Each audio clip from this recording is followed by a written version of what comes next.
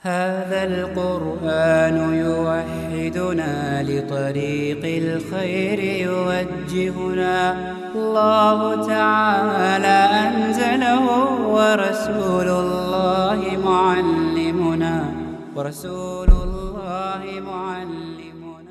13 contestants have made it through to the semi-finals of the National Qira'ah Competition, but only 4 will get a place in the final.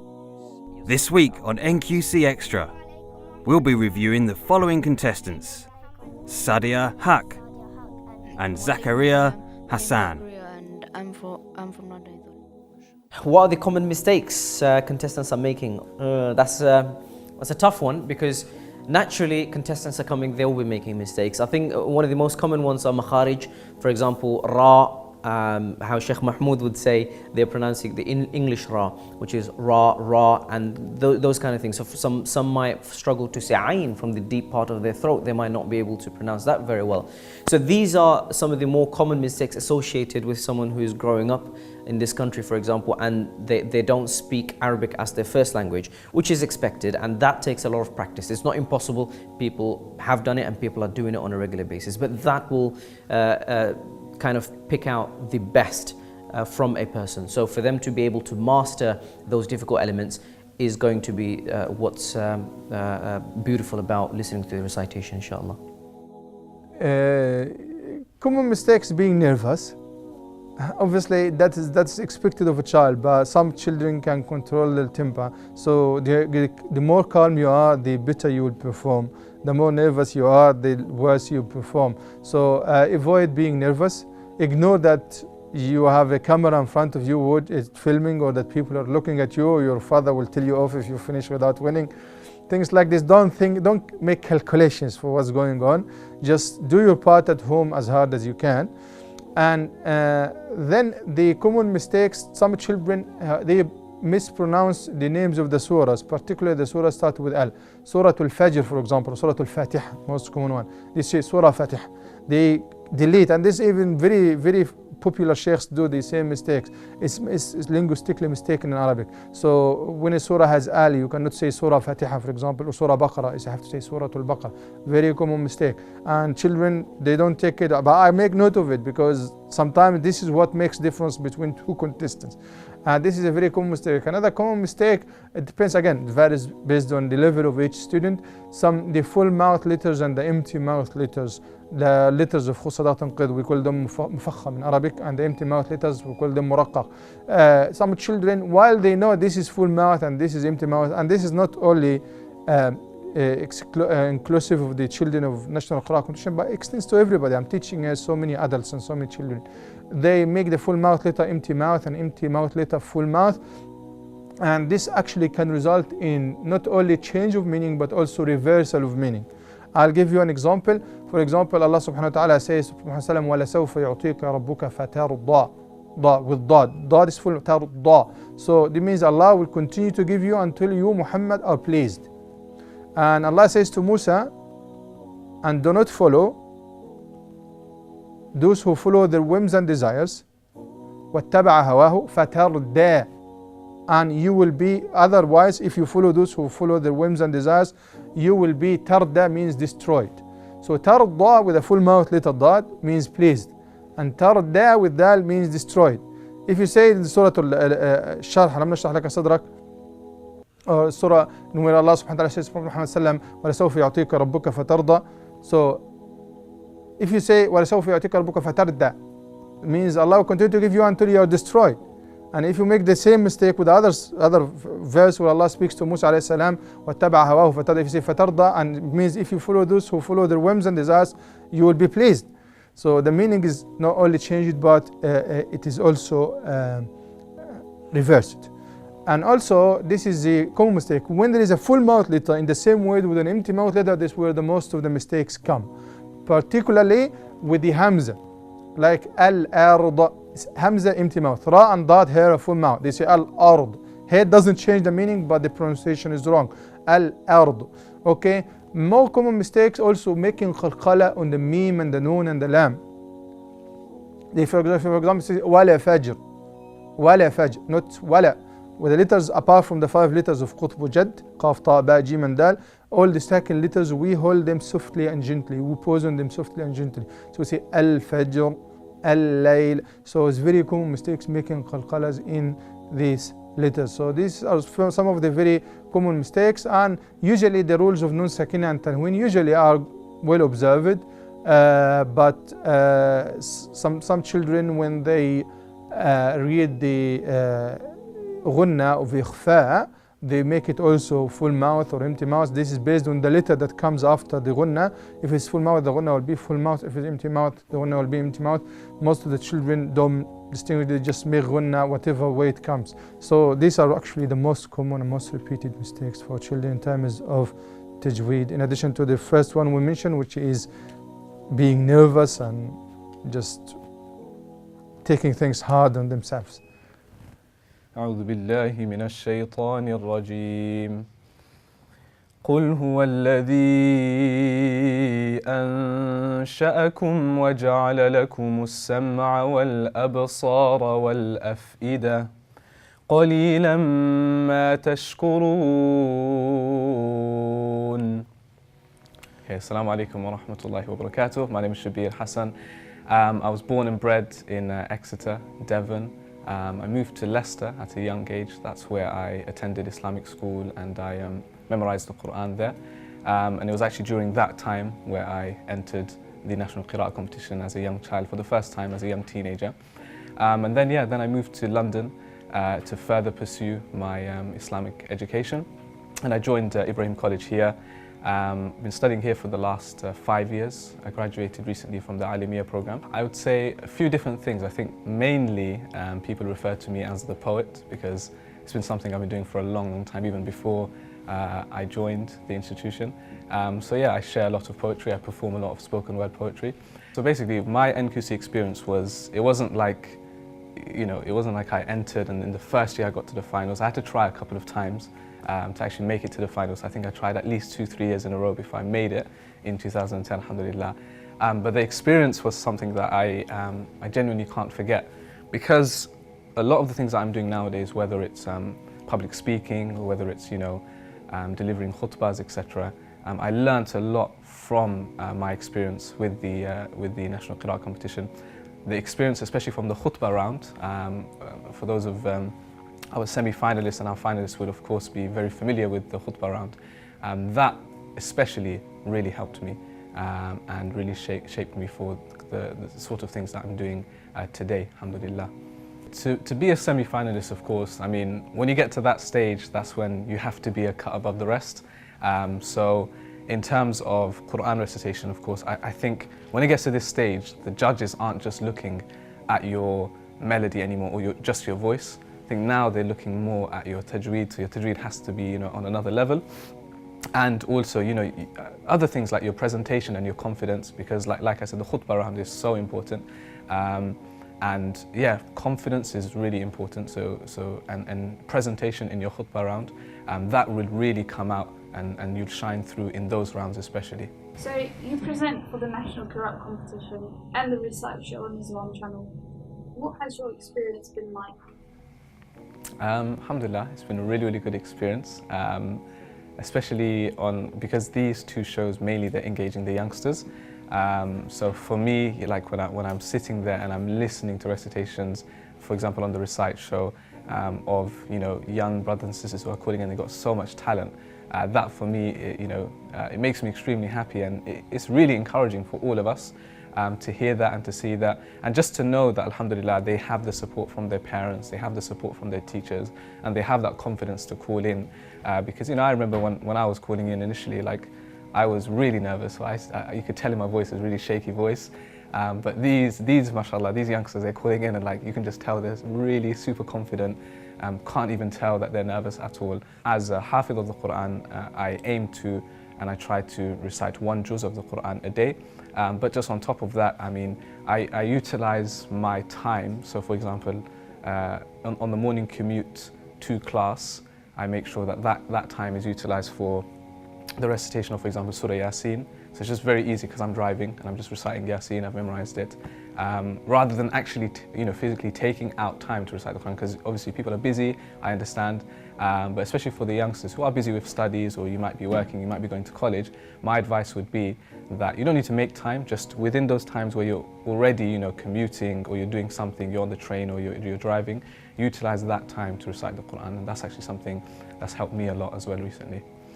Yeah, so of course during NQC I was still memorizing the Qur'an, so that was my journey. I was trying to become a Hafiz of the Qur'an, and I was entering the competition while I was doing that, so of course that was really good for me, alhamdulillah, just to gain that feedback for my recitation overall. After NQC, after the final, alhamdulillah, I made it as a runner-up, and my best friend actually, who I was studying with at the time, he actually won the competition that year. So it's really good for both of us, classmates, alhamdulillah, it's good, healthy competition. After that, of course, I joined Ibrahim College soon after, a few years after, and me studying Arabic, me going out and delivering khutbahs, for example, back in my community in Exeter, the poetry that I got involved with, all the public speaking that I'm doing. Like I said before, that what I mainly took away from NQC, besides the recitation aspect, is the confidence to actually deliver in front of a crowd. Yeah, so my advice to our finalists, inshallah, would be to practice a lot beforehand. Don't just half-heartedly memorize a translation or a khutbah, like really practice in front of your family members, in front of your friends, do as much as you can and prepare as much as you can beforehand. And then on the actual day of the finals, inshallah, make sure you're well prepared, have lots of water, make lots of dua. And when you're actually delivering, whether it's your khutbah, whether you're reciting, just do so confidently. And like I said, just make sure you enjoy the experience. And know that you are going to definitely take something away, regardless of whether you win or not. The fact that you're even here in the finals is an amazing, amazing achievement. And no matter what place you come, I know you hear this a lot and everyone says, yeah, you're a winner regardless. But seriously, like, I didn't win the competition. I came as a runner-up, but I still feel like I won because of what I took away from the competition and the amount of opportunities that have actually come out of it. As you can see now, alhamdulillah, with Islam Channel. So the opportunities will be there. You just need to keep working and make sure that's sort of the benchmark, inshallah, and take away as much as you can from it and just enjoy it, I guess, overall. Assalamu alaikum. I'm Sadiyah Haque. How are you? Welcome, come to my house.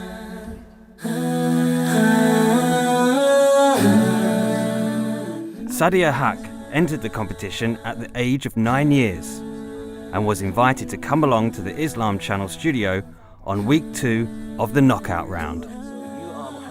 She put herself up to challenge her own brother, Muhammad. Although she didn't make it through on week 2, the NQC team thought she was one of the stronger contestants and was asked to come again to the studio on week 8. Allah from the accursed shaitan. In the name of Allah, the most gracious and most merciful. I live in Grays in Essex and my family is from India. I would describe myself in 3 words, which are eager, because I'm eager to learn, enthusiastic, and helpful because I help others. I started learning to recite the Qur'an when I was 5 years old.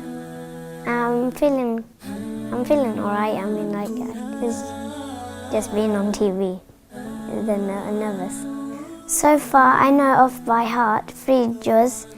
I learned 1 juz at home, but then I went back to masjid, and I've completed 2 more. It's important to recite the Qur'an because it's a purpose of life, as it says in Surah Muzammil, to recite the Qur'an in a slow pace. My technique for learning the Qur'an is that I recite it with looking a few times, then I close it, and then it sticks to my head. I prepare for the competition with my father, my mother and my brother, but by them pretending to be like the judge, asking from part 1 or 2 or 3 and timing it.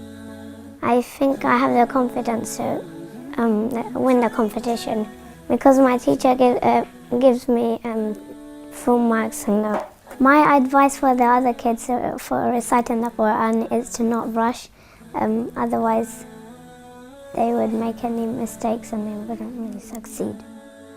Sadiyah is lucky, her meaning name is, and Prophet Rasulullah's foster mom, her name is also Sadiyah, Halimatu Sadiyah, that's why. And she is lucky in the sense, when she born, we bought this house. Yeah.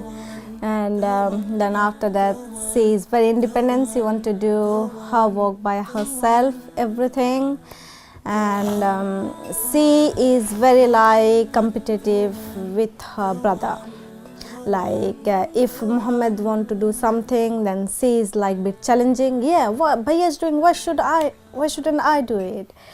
So that's I like her, because if the children are competitive and from the elder one, if they learn something, then it's very good for as a parents that you don't have to push or to do something. And like not only she is doing good in Qur'an in Islamic ways, she also doing good in her daily life wise, like her education is also she is on top level, she is doing everything in a higher level. So they both are doing, she's really doing good in masjid as well as at home, doing time both equally. She's actually has got the inspiration and also stubborn type, right? So because when we are sending to the mosque for basically for learn the Quran in the middle time, we stopped because our experience was we are not getting the outcoming, like no, you are not improving anything, so your masjid is cancelled. No, so you do at home. And we started at home, so we are just checking every day what she is reciting or learning or not, like that. And then because that's the kinds of punishment type, like kind to be cruel to be kind, cruel to be kind to be cruel, like that way. And then she was feeling like, okay, oh no, I have to do something so I can go to masjid every day with my brother, because every day at home, even if do work, but getting bored. And then we put again in the masjid and made the condition like, if you improve from the past, and then we will continue. So alhamdulillah, she's doing quite good. She memorized 3 juz already, and took part in the competition, in the National Qira'ah Competition.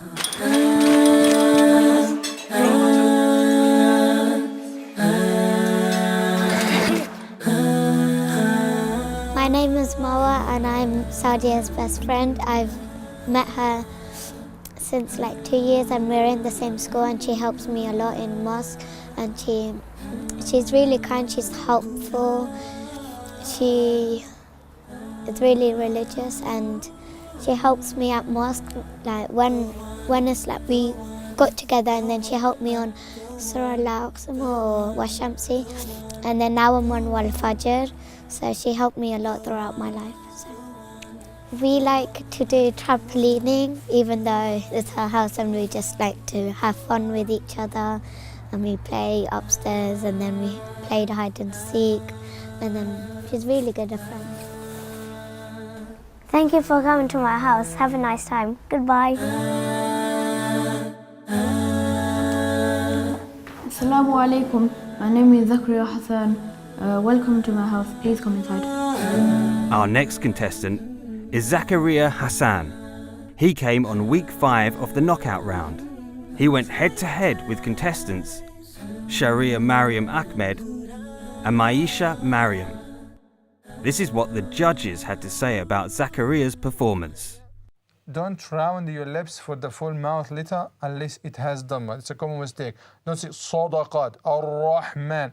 Nothing to do with the lips, so take care of this part, because it's all about raising the tongue to the palate. Nothing to do with the lips, except if it has dhamma or if it is a wa, only when we round our lips. Don't vibrate the ras. Ar-Riqab, the ra is full mouth because it has shadda with kasra, not shadda with fatha. So don't say ar-ri, it's ar-riqab. Sometimes the scenes sound like Rasul Allah, Rasul Allah. Maybe you have lisp. That's why it sounds a bit like that. Ay yurduhu, when there is ghunna, followed by empty mouth letter. Shulghuna should be empty mouth, and al-azim, the dha should be more full mouth. It sounds like that. I go to Thomas Buxton Primary School. I'm from London. I've been reciting since I was 4 years old. I know nearly 2 chapters of the Qur'an. Because my dad, he's been teaching me how to memorize the Qur'an. My method is to keep on trying, not to give up, and if you don't win, just be happy that you've learned something. I've been trying hard and I've been working really hard. My family have been supporting me and making dua for me.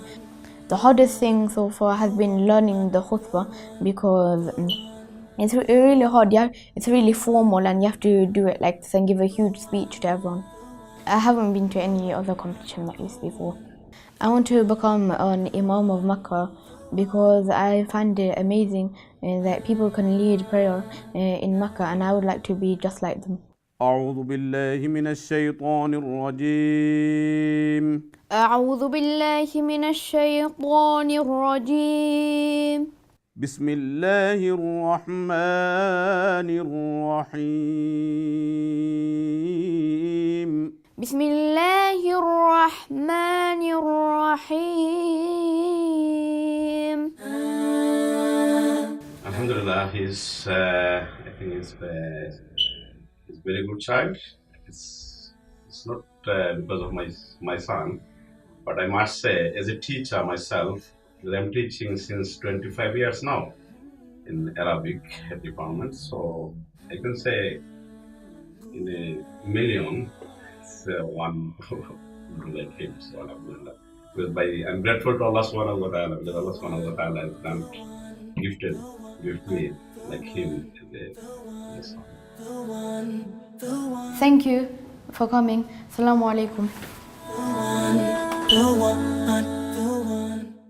هذا القرآن يوحدنا لطريق الخير يوجهنا الله تعالى أنزله ورسول الله معلمنا